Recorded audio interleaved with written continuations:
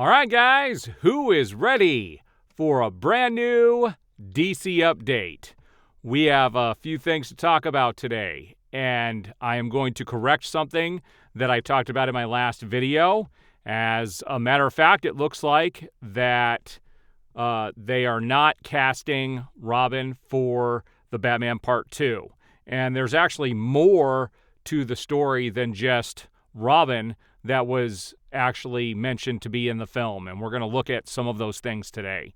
But I have a few things to look at, and we're going to look at how dumb Warner Brothers Discovery was and how they have sabotaged their future. And I think the brand is damaged for a very, very long time. But let's take a look at the photos that I have grabbed. So first up I have here is an article about Zack Snyder, where they say that Zack Snyder is the director that people love to hate. And it is very true. It said, how did one of Hollywood's most successful and influential filmmakers also become one of its most divisive? And we will look at this article in my next Rebel Moon update. Now, one of the things I wanted to bring up, and this is just really creepy, and this is going to continue to ruin the DC brand. So as we all know, well, anybody who's in the know and you like games, there is a Suicide Squad game coming out called Kill the Justice League. Suicide Squad, Kill the Justice League. And there were a lot of leaks that came out of this. And I'm not going to spoil anything other than this one specific thing that I want to talk about here. But it says, Harley Quinn creeps on kid Poison Ivy and Suicide Squad Kill the Justice League. I actually watched the video. The cutscene for the game is out. And a couple of things that they mentioned is, number one, that they made this smaller version of Harley Quinn, or not Harley Quinn, but Poison Ivy, look like Greta Gunberg or whatever, Goonberg, whatever her name is, the climate activist young girl, which is kind of weird. Now, what's interesting about this is this game here. First of all, it's going to be an online type of game. It's not going to be just a standalone game. Apparently, it's going to be an online playing type of game, which ruins it for me right away. I don't like playing online games. I am a single, one-story gamer type of person, and that totally ruins it for me. So I won't be checking this out, and especially after this happens, I'm not going to be checking it out. So anybody who played the Arkham games knows that Poison Ivy died at the end of the last Arkham game. Well, she comes back in this game as a little kid. And in this cutscene, yeah, Harley Quinn does creep on her a little bit. And it's a little kind of odd. And she makes a comment of she didn't know that Poison Ivy came in a fun size. Yeah, that's a little creepy. And this is the stuff they're starting to jam into games. Little subliminal messages, little subliminal things that are not okay in society, but they're trying to make okay. And that is unacceptable. And that alone has ruined this game for me. Screen Rant picked up on this on how Suicide Squad Kill the Justice League sets up a brand new Harley and Ivy dynamic. It's a divisive take on Poison Ivy that signals a major change for her and Harley Quinn's relationship. Yeah, and I could tell you it's not going to go in a good direction. So here it is, guys. James Gunn debunks rumors. Not only that Dick Grayson will not be in the Batman 2, that neither will Clayface, Hush, Professor Pig, or Scarecrow appear in the Batman 2. And we'll actually look, I think I grabbed his quote, and we'll take a look at it here. So we don't get to see who made the comment, but James Gunn came in and said, nope, totally made up. And someone said, watching James Gunn pop up in rando threads post to shut down bullshit is my favorite activity on this app, which, I don't know. I'm never going over to threads. He should just stick to Twitter where everybody else is. I don't know why he sticks on threads and talks about this stuff, but he should be on Twitter instead. Now, this is an interesting point. It says so there was a video that was posted this last year about the Flash and the Batman sequence, which was pretty cool. Some wonky CGI in that scene, but overall it was a pretty cool scene. And this Batman motorcycle chase, someone redid the colors and everything and made it in Zack Snyder style. And Nessa, who is an actress/model that I follow on Twitter, she came out and said in 4 months, this video got 1.2 million views. No one on Twitter X will ever convince me that people do not want Zack's vision for DC. And she is absolutely right. I've already shown graphs in the past where everything leading up to Aquaman was great, and then it took a big dive when they started turning everything into comedies. And we're going to look at something else today that is very interesting, and this is going to trail off of my last video where I talked about how all the 4 films that got released this year aren't even going to make as much as Batman vs. Superman did on its one film alone, which is pretty sad. It's pretty sad what DC and Warner Brothers has actually done to this brand. So I've been talking about this on my channel for a while, but Scooper Grace Randolph confirms Warner Brothers Pictures will be sold by CEO David Zaslav, and his attempt to merge with Paramount is meant to bring more appeal to potential buyers. Comcast is a major player in the potential purchase of Warner Brothers Studio. And this is something I've been talking about for a while, and I told you guys, lots of industry insiders are talking about this too, and where there's smoke, there is usually fire. And this is gearing up, and like I said, they can't do it until, I think, after the first quarter or so of this year, but I think things are going to happen. Now, IGN came out with its best Batman movies ranked. I do not agree with this list by any stretch, but we're going to look at how they ranked the best Batman movies, and one day I will do my own list based off of this. I'll do this pretty soon, and I am going to be doing my favorite films of this year as well before the year is over. So number 14 on the list was Justice League, the theatrical cut. To me, that movie just does not exist anymore at all. Shouldn't even be on this list. Batman vs. Superman, Dawn of Justice. At number 13, which had the best depiction of Batman ever on film, especially with that warehouse scene. It will never be matched. That would be my number 1 on this list. They put it as number 13. Batman and Robin at number 12, which is understandable. The Dark Knight Rises at number 11. Really? Below Batman Forever? That doesn't seem to make any sense either. But that does lead us to number 10, which is Batman Forever. Number 9 is Zack Snyder's Justice League. That's pretty far down the list. Batman the movie at number 8. Then we have the Lego Batman movie at number 7. Batman Returns at number 6. Batman, the 1989 version, at number 5. That was Tim Burton's version. You got Batman Mask of the Phantasm, which was the animated movie based off of Batman the Animated Series, at number 4. Batman Begins is number 3. The Batman from 2022 is number 2. And mine, there isn't a single movie on this page that the Batman beats for me. The Batman would be somewhere on that second page. And then their top one was The Dark Knight. And I would put Dark Knight probably second on my list. So this is their ranking. To me, it doesn't make any sense, but to each his own. Here's some more information in regards to the selling off of Warner Brothers. Cahill wrapped up with broader deal thoughts. He said, Paramount is in play given the preponderance of press reports, he suggested. We think Warner Brothers Discovery is better off as a seller than buyer, given the strength and uniqueness of Warner Brothers. And basically what they're saying right there is that they have no trust in David Zaslav, but the brand is good. And I would agree with that. The brand is good. We've just had some really moronic people running this business for the last 6-7 years. And HBO. But management may have different ideas, or there may not be suitors.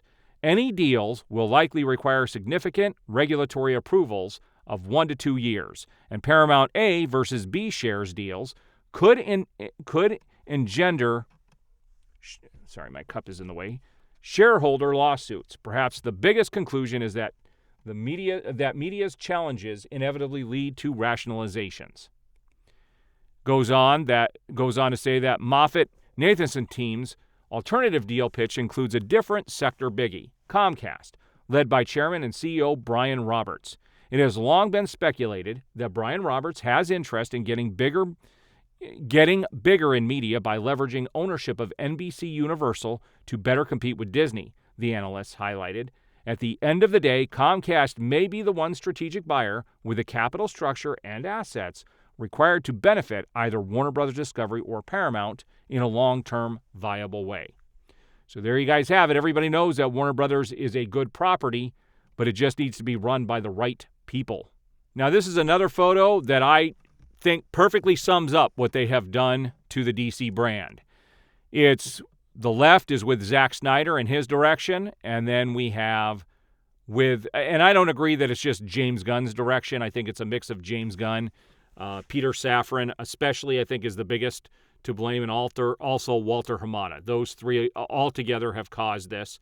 But you can see Batman, Flash, and then Aquaman. And that's my biggest gripe with this is Zack really went to great lengths to make Aquaman relevant and cool, and all they did was crap on it. The Hamada group, Peter Safran, they turned everything into a goofy freaking comedy. All right, and this is the post that I was thinking about today, and I actually shared this on Twitter or X, whatever you want to call it. And I'll show you what I posted. Well, I'll talk about what I posted on there. I'm not going to show you. You can go find it if you want to follow me on Twitter. But it says, depending on how Aquaman and Lost Kingdom finishes, Black Adam is currently the highest-grossing DCEU film in the last 6 years.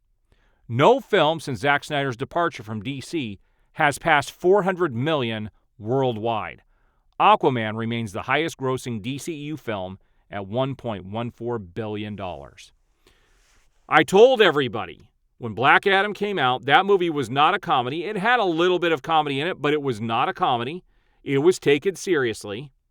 And I was like, yes, we're finally back on track. When they announced that Henry Cavill was back as Superman and the studio told him to go out on his circuit and talk about this, and he did the little video, the internet was freaking on fire, people.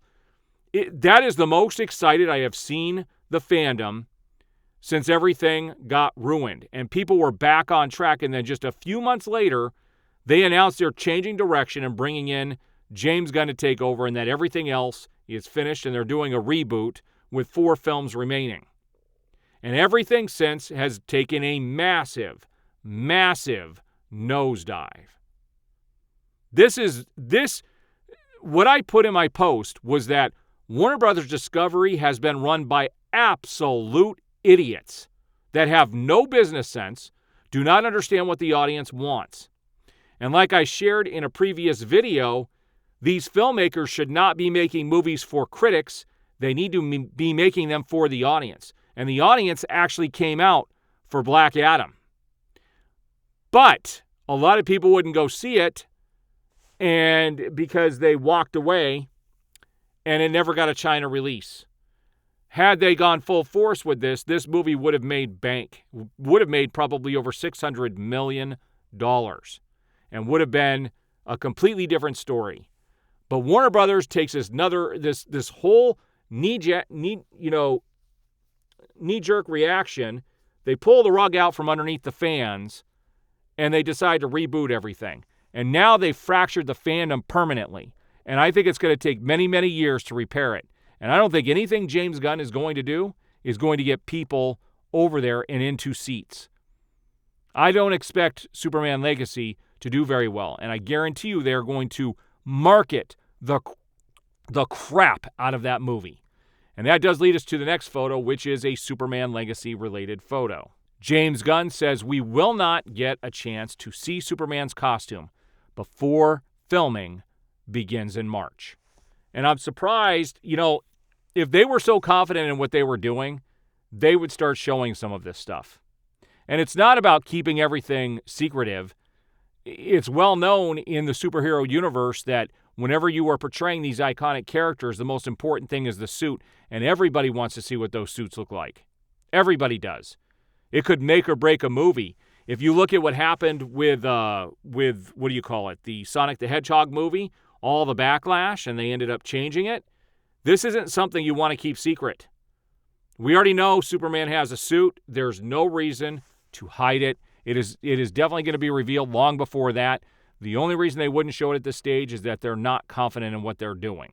Now, I thought this was kind of strange. Batman Returns writer thinks Tim Burton's 1989 Batman sucks. I laughed when I saw this.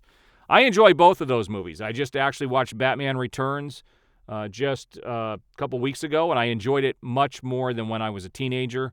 I like it more now than when I did back then. I think the suit is still a problem because he couldn't move his neck, and there were some issues with that movie. And know that I love how everyone knocks on Ben Affleck for having killing people in Batman vs. Superman, but I'll tell you what, Michael Keaton killed quite a few people in Batman Returns, just flat out killed them. And so you can't make that argument if you're not going to look at this movie too. All right, guys, so there's my update. Warner Brothers is still being run by people who have no idea what they're doing. James Gunn definitely doesn't know what he's doing. I have no faith. Like, this movie has got to be something amazing to pull myself in and a lot of people. There's a lot of people who are just not going to go see it because of what the studio has done and pulled the rug out from underneath us twice now. They did it when they got rid of Zack Snyder and had that redo of Justice League, and then they did it again here with Black Adam where they promised all the stuff and then pulled the rug out again. You do that twice to an audience like that, you've lost your fans.